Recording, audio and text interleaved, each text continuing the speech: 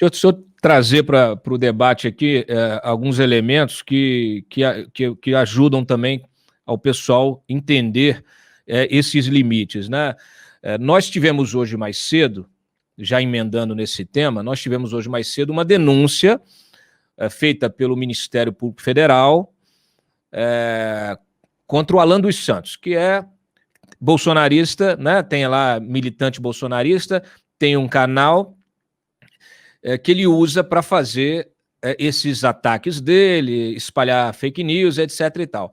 Bom, ele está sendo denunciado por ameaças ao Barroso, por incitação ao crime. Inclusive, ele, num vídeo dele, disse que se encontrasse com o Barroso, etc. e tal. Está lá tudo dito no Ministério Público, a gente aproveita para colocar aqui, ó. O Ministério Público diz que superou os limites do razoável na livre expressão de pensamento e opinião e intimidou a vítima com a promessa de mal injusto. Né? Assegurou que seria capaz de fazer mal a Barroso se ambos estivessem em contato fora dos meios digitais. E aí tem lá a reprodução do que ele falou. Bom, tem uma coisa muito interessante que é importante a gente ressaltar, que isso aqui é uma denúncia que está sendo feita pelo Ministério Público Federal, né? E isso é primeira instância. Então, o Barroso, quando ele foi alvo desses ataques, ele acionou o Ministério Público, né? Então, é diferente do que acontece com o inquérito do Supremo ali, o inquérito das fake news, o inquérito do fim do mundo, que, como o Mário já ressaltou aqui, nem houve o Ministério Público, né? Embora seja esse o Ministério Público. Tem uma outra... Aí só vou te colocar mais um elemento importante, porque assim, a gente vem sempre tentando diferenciar aqui para o nosso leitor o que é... Pode deixar o Mário na tela, Freitas. O que é o crime de incitação, igual o Roberto Jefferson e afins, né? E o que é a livre expressão do pensamento, né? Nós temos aqui uma atividade profissional que precisamos ter responsabilidade também na nossa atividade. Nesse caso, por exemplo, que está sendo investigado, eles estão identificando uma ação coordenada, um esquema que se retroalimenta, né? Só que é uma investigação que está em curso. Por isso o seu alerta, olha, se vocês ainda não individualizaram a conduta de cada um, que é o que se faz numa investigação, você corre o risco de generalizar. E olha o que já está acontecendo. O TSE, matéria do Estadão que saiu há pouco, saiu agora, a gente subiu aqui, o TSE estudando proibir a monetização de qualquer canal com conteúdo político. O que, obviamente, inclui, inclusive, o nosso, né? Que a gente está aqui discutindo política, então qualquer pessoa que abra um canal para discutir política vai deixar de monetizar esse canal, porque eles querem uma regra geral. Então, novamente, a generalização em vez da individualização. Então também tem que impedir patrocínio de jornal nacional. Jornal Nacional e de qualquer outro telejornal que trate de política. Porque isso é um absurdo. Isso é um completo absurdo. Veja, olha só a diferença. O ministro Barroso, certo? Foi e, através do Ministério Público, pegou o Alan dos Santos, que realmente se comporta como um marginal. Né? Não menos do que isso. Isso está certo. Agora, você colocar um monte de canal bolsonarista como se fossem todos criminosos, veja, eu não estou aqui para defender canal bolsonarista, mas eu acho que deve haver alguma diferença ali. Não é porque o sujeito expressa apoio ao Bolsonaro que ele necessariamente é criminoso. Você não pode tratar as pessoas assim. Assim como também, não é porque você apoia o ex-condenado Lula, né, que você necessariamente é um criminoso. Você é só um idiota. Né? Tanto num caso como no outro. Desculpe a minha franqueza. Mas, veja só o que já está acontecendo agora, né? Essa notícia que você deu. Agora o TSE está querendo que nenhum canal que trate de política possa se monetizar. Isso... Bom, olha aqui, Cláudio, isso é tão flagrantemente inconstitucional que deve ser derrubado no STF, porque isso é francamente ridículo, né? Então, como eu disse aqui, então vamos parar de monetizar o Jornal Nacional, o Jornal da Record, o Jornal do SBT, o Jornal da Bandeirantes, de todos. Por quê? Porque esses poderiam ser monetizados, certo? E um canal de YouTube não, político. Qual a diferença? YouTube a internet é menos do que TV? Qual é a gradação aí? Né? Isso é absolutamente ridículo. Veja, há também, é preciso dizer, há também da parte da imprensa, muitas vezes, um tratamento, sim, indevido, né, da notícia, né? Tem canal aí exacerbando, a gente sabe disso. Mas não é punindo a liberdade de expressão que você, punindo ou limitando a liberdade de expressão, que você vai resolver esse problema. Os problemas têm que ser resolvidos individualmente. Que história é essa? Quer dizer, então o sujeito vai lá e dá um tiro na cabeça de outro e você pune o bairro inteiro? Exato. Isso não faz sentido. É bom, vale lembrar, Mário, que o problema é que as instituições não estão funcionando regularmente, né? Ontem, por exemplo, nós noticiamos aqui que o Roberto Jefferson já havia sido alvo de uma investigação em primeira instância e que havia sido solicitado uma manifestação do Ministério Público em relação a um pedido de prisão da polícia na ocasião. Isso em dezembro. E isso acabou subindo porque ele, presidente de partido, associado aí ao bolsonarismo, enfim, esse negócio subiu. Até porque o Ministério Público hoje também tá pisando em ovos, então, com esse tipo de gestão do Augusto Aras. Então, já sobem, já jogam tudo lá para cima, vem para cá, o Aras se manifesta como? Não. Isso aí tem que vir, isso não pode ficar na primeira instância, tem que ser decidido aqui. Bom, aí suspendem, não fazem prisão nenhuma.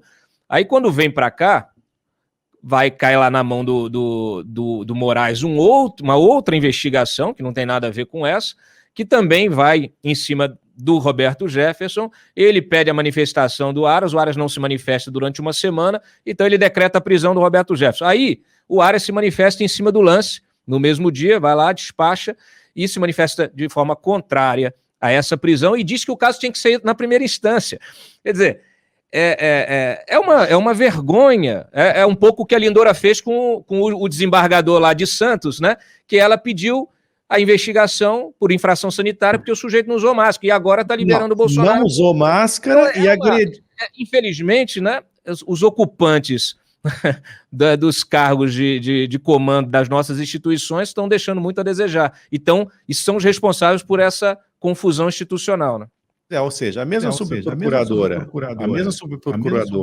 né, que se pronuncia contrariamente àquele desembargador que foi dar uma carteirada lá em Santos, né, sem máscara e agredindo os policiais e tudo mais, né, agora se manifesta favoravelmente ao Bolsonaro, porque é o Bolsonaro, dizendo que máscara não tem comprovação científica de que funciona contra o vírus da Covid.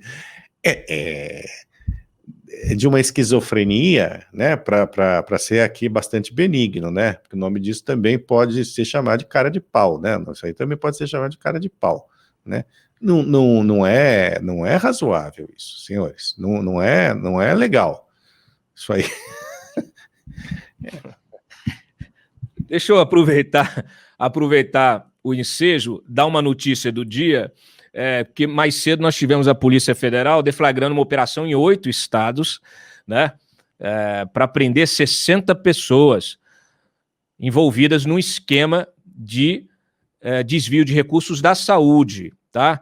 Desvio de recursos da saúde, Operação Desdobramento, Operação Réditos, desdobramento da Operação SOS lá do Pará, governo Helder Barbalho.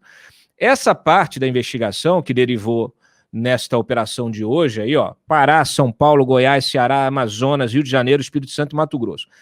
Eles identificaram contratos aí que somam 1 bilhão e 200 milhões, envolvendo 4 organizações sociais, 5 hospitais regionais, 4 hospitais de campanha montados para o enfrentamento da pandemia da Covid.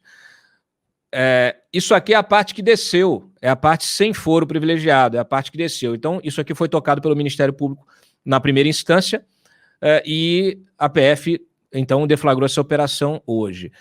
Por que eu estou ressaltando isso? Porque a origem dessa investigação é o inquérito que investiga o Helder Barbalho, governador do Pará, que é aliado do governo, e que até hoje, até nas medidas cautelares, busca e apreensão, etc., tem sido bastante poupado pela PGR, pela SUPGR, pela Lindora, que é a responsável por essas investigações, como aconteceu também com o Wilson Lima, governador do Amazonas, né, que também era um aliado. Aliás, apesar de tudo, apesar do Amazonas, da crise do oxigênio, apesar de tudo que aconteceu, né? E no caso do Wilson Witzel, no Rio de Janeiro, foi rapidamente afastado e ainda corre risco de ser preso. Quer dizer, mais uma vez, assim, ressaltando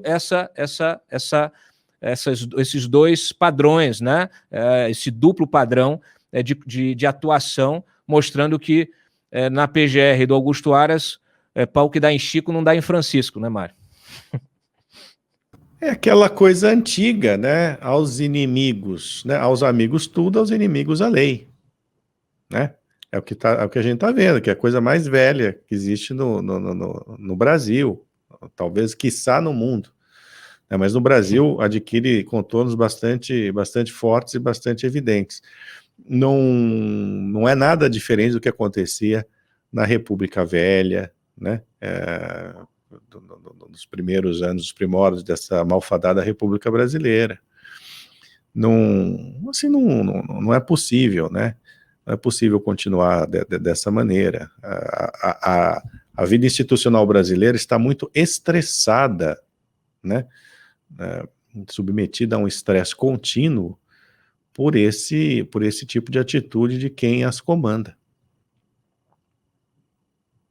Eu vou passar para a próxima pauta aqui, que também tem a ver com isso. Só queria fazer um registro, porque eu, em conversas aqui, né, 2 registros aqui compartilhando a conversa com ministros do Supremo, né, mais moderados, que inclusive eram até contrários ao inquérito das fake news, ou tinham ressalvas, hoje já justificam o inquérito no discurso. Então, é preocupante, a gente fica realmente pois é. Agora, qual é a questão? A questão é essa. Você, veja, nós sempre fomos críticos a ministros do STF, não todos, né? E o STF praticamente torpedeou a Lava Jato, né?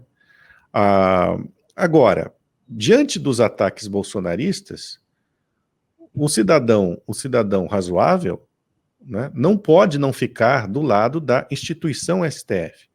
Porque o cidadão razoável, como eu, como você, nós somos democráticos. Nós acreditamos na democracia, apesar de todas as evidências de que ela não está funcionando muito bem no Brasil, né? Nem tem funcionado. Mas, assim, de todos os regimes, é o menos danoso, né? Já experimentados. Agora, o que está acontecendo no STF é uma reação que eu julgo natural, que é corporativa, mas corporativa no sentido mais compreensível da palavra. Se você ataca o STF, é evidente que os ministros, eles se unem para defender o seu tribunal, mesmo que eles divirjam, né, entre eles. Do ponto de vista estritamente legal, estritamente jurídico, o inquérito do fim do mundo está errado, é óbvio. Mas diante de gente ameaçando matar ministros, jogando fogos de artifício em direção ao STF, dizendo que tem que fechar o STF, que militar tem que intervir, tá bom. Os caras se unem mesmo, eu acho isso... É preocupante, Cláudio? É preocupante, né? Do ponto de vista institucional ali lá para frente, né? Porque aí vai ser o quê? Vai virar uma festa? Agora abre inquérito de ofício, então o STF é vítima, titular da ação penal e julgador, e vai continuar para sempre assim? Como é que é? Vai ficar uma coisa normal? Aí o STJ segue a mesma linha? Aí vão usar a mensagem roubada? Enfim, é um desastre. Agora, o momento... É preciso entender também que e eu não estou justificando, hein? Eu só estou tentando entender. É preciso entender que os caras estão sob ataque. Aí, quando uma instituição está sob ataque, é natural que os seus integrantes se unam, assim como ocorre também no legislativo, certo? Os mais honestos vão se o legislativo, vamos fechar o Congresso, bom, aí vai se unir vagabundo, a gente honesta, né? Porque claramente está errado fechar o legislativo. Vai colocar o quê no lugar? Né? Que é o comandante do exército. A gente já sabe que esse tipo de coisa não funciona e não é razoável. Né? A mesma coisa. Assim, vamos cercar o Palácio do Planalto e tirar o homem à força. Não. É preciso que haja um devido processo legal para que isso aconteça. Se não houver o devido processo legal para que isso aconteça, aí você fica do lado, sabe? É como em 64. Você podia não gostar do João Goulart, né? João Goulart estava fazendo só porcaria, né? Mas você vai justificar o golpe contra o João Goulart? Não, se você é um democrata convicto, você não faz isso, né? Nessa conversa, eu ouvi uma coisa bastante interessante, que o ministro me disse assim, olha, eu acho que o judiciário, esse ministro espera a tempestade, ainda mais tempestade, mas acha que o judiciário reagiu a tempo, acha que o Supremo reagiu a tempo e evitou o que aconteceu na Hungria com Viktor Orbán. E, de fato, quando você vai ver lá a experiência húngara, você tem ele fazendo uma série de modificações na estrutura do judiciário, na estrutura da Suprema Corte, permitindo que a ampliação do colegiado, que era uma das propostas que o Bolsonaro tinha, quer dizer, macaqueando aqui essas propostas, mas foi barrado, e obviamente agora com toda essa reação a essas agressões do Bolsonaro, a conclusão é de que reagiu a tempo. Então... Só uma coisa, o Robson, eu não estou lavando as minhas mãos como o Biden em relação ao Afeganistão, não, viu? Estou passando álcool só, tá? Não fica me olhando desse jeito, não. Não, olha, essa fala aí do ministro é bastante razoável, né? De fato, o Bolsonaro, ele macaqueia o Trump, macaqueia o Viktor Orbán, macaqueava o Salvini, né? É um imitador, ele não tem originalidade nenhuma originalidade, né? Então, mas aí que tá, que até que ponto o remédio não vai matar o paciente, né? Com perdão do lugar comum, né? Eu estimo que nós voltemos logo para os trilhos, né? Com o juiz deixando de abrir processo, inquérito de ofício, né? Com o PGR fazendo seu trabalho e não se guiando por subserviência pessoal ou ideológica, que o legislativo tenha um papel de auto-expurgo, né? Expurgue os seus elementos nocivos, né? Sem que precise, para isso, ter ação externa, que a imprensa seja também um pouquinho mais equilibrada em relação a alguns temas, né, como liberdade de expressão, porque a liberdade de expressão é o nosso pão, Cláudio. Meu, seu, de todos os jornalistas, né? Sem liberdade de expressão não existe jornalismo. Então, não é porque tem gente aí confundindo o distinto público e falando bobagem e atacando as instituições, invocando a liberdade de expressão, que a gente vai ser contra a liberdade de expressão. É preciso separar, né? E eu hoje estou ótimo em matéria de lugar comum, é preciso separar o joio do trigo, né? É isso aí.